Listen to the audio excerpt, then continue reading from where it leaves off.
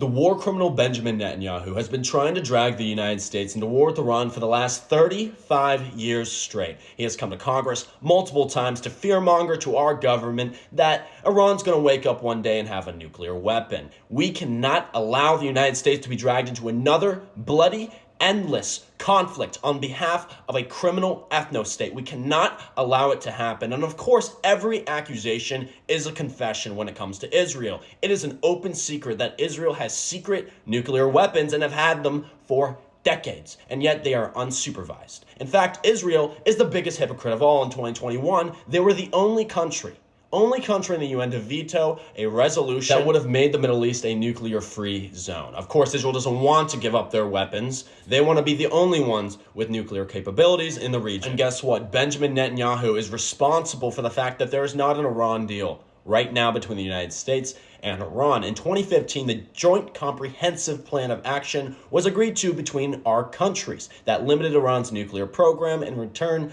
lifted a bunch of sanctions on the country. But in 2018, Netanyahu pulled up to Congress with his presentation calling Iran a liar and demanding that the United States end this deal. And 1 week later, President Trump did, and he put sanctions on the country, leading us to where we are today. Since the beginning of Israel's genocide on Gaza, Israel has bombed Iran's embassy, killed resistance leaders in the capital of Iran, killed Iran's president.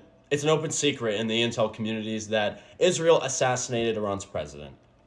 But Iran showed much restraint and didn't even retaliate. They went along with the story that it was like, what, a helicopter crash? Sure. While Iran and Israel did exchange strikes, Iran's were retaliatory and very limited. And now what we are seeing is a full-out war between the two countries. And Israel and Benjamin Netanyahu is calling on U.S. leaders and pulling his strings of political influence through the pro-Israel lobbies and interests existing here in this country to convince our leaders to go to war with Iran. Luckily, now, here's the only reason we haven't gone.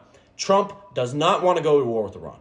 He has been negotiating with Iran for a new nuclear deal, which Israel hates. That is the last thing they want. They want to destroy Iran. And it seemed that progress was being made. Trump had repeatedly and publicly denied Israel's request to bomb Iran's nuclear facilities, which Israel did this week, which caused this war to break out. How I see it, this is Netanyahu's way to maintain power. It's his golden goose. Israelis overwhelming majority, support the genocide, support the attacks on the Lebanese people, support everything Netanyahu is doing to bomb its neighbors and attack other countries and cause problems around the globe, honestly. I was just going to say the Middle East. If you remember, Netanyahu has ongoing corruption trials, multiple scandals that are being investigated, although he's doing his best to impede them. And he wasn't that popular right before the genocide was started by Israel.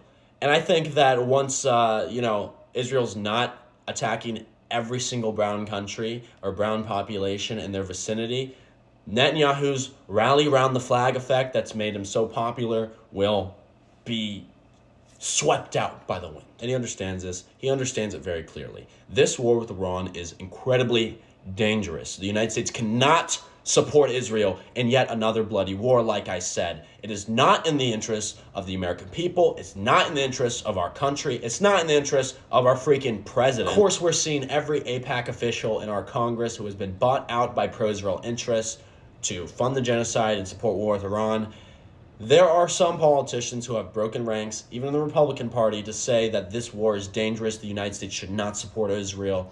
And no matter where they are in the political spectrum, we should be praising and applauding them to break the line that Israel has drawn in the sand in American politics. Netanyahu is the world's most dangerous man right now. He's in charge of a genocidal ethno-state, running an apartheid system that puts security control onto millions of Palestinian Arabs and restricts their freedoms. And he has caused Israel over the past just 2 years even to go in. I can't even count the amount of countries Netanyahu has directed Israel to bomb and attack and slaughter the people of these countries on my hands. And let me be clear here because I want to make one last point.